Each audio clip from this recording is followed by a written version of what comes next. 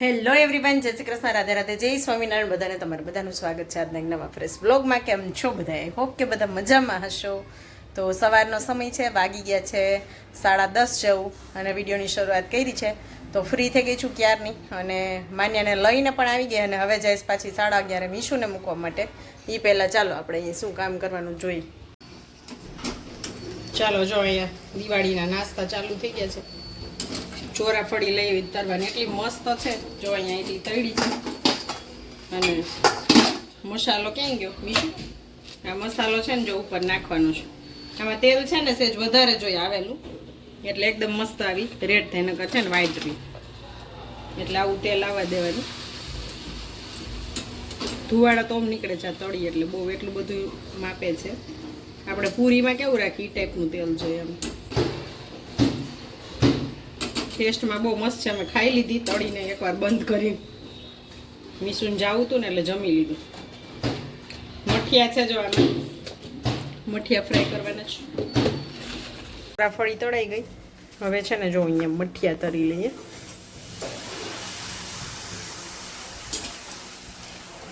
મઠિયાની સુગંધ એટલી મસ્ત આવે, વાવ.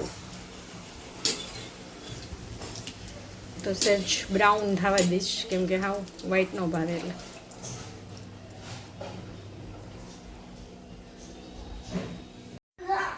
હું કેસ માનું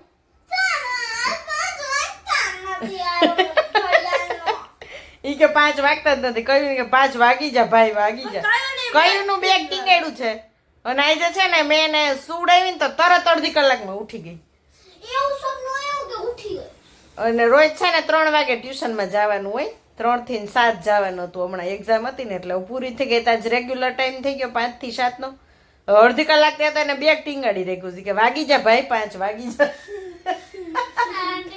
5 વાગતા જ નથી. ટ્યુશનમાં જવું જલ્દી ઉતાવળ હે બેનને. જો માનું ઓલું હુલા ઉપ કર હાલ. હવે બેગ ઉતાર્યું અને ગયા છે બેન.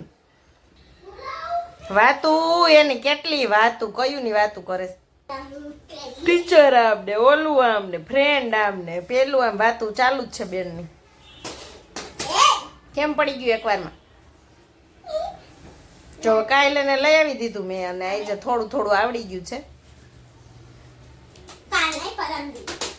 હજી અત્યારે છે ને તો એ ઓછું રહે, તો જાજી વાર રાખે છે.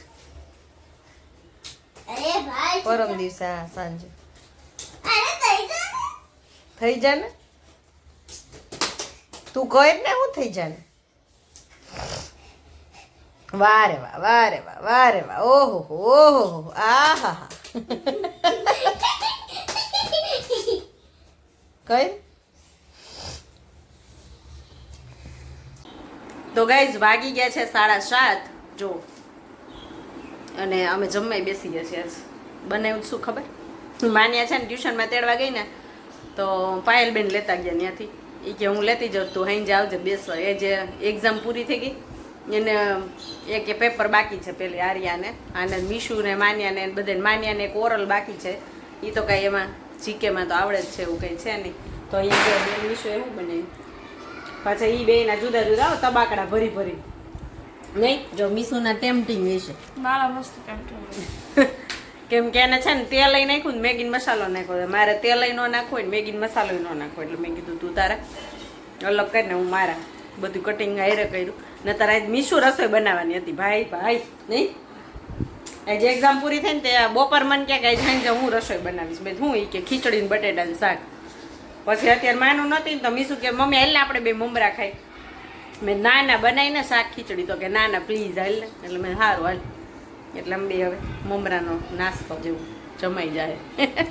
ચાલો ગાઈસ, જો વાગ્યા છે કેટલા 9:30 વાગી ગયા છે, અને અમે જાય છીએ હવે. છોકરાઓને એક્ઝામ તો પૂરી થઈ ગઈ છે. પાયલબેન માન્યાને લઈને ગયા છે, જવાનું જ હતું તો એના ફોનની રાહ હતી. અમે તો 8 વાગ્યા નવરા થઈ ગયા હતા, પણ એ થોડાક મોડા નવરા થાય, કેમ કે જાજા જણા હોય બધે. તો ચાલો એનો ફોન આવી ગયો છે, જઈએ આપણે ત્યાં થોડીક વાર બેસશું, પછી આવતા રહેશું. બારે વાતાવરણ એકદમ ઠંડુ થઈ ગયું છે. હવે તો બહાર જાજી વાર બેસીને તો ઠંડી લાગે. આજ સવારે તો ઊન માન્યા છે ને ઠૂઠવાઈ ગયું હતું, એકદમ જ આજે એવી ઠંડી પડી સવારમાં. ચાલો જઈએ તારે. ધોરાજી હોય એમ ઓટે ખાવાનું અહીંયા આપણે.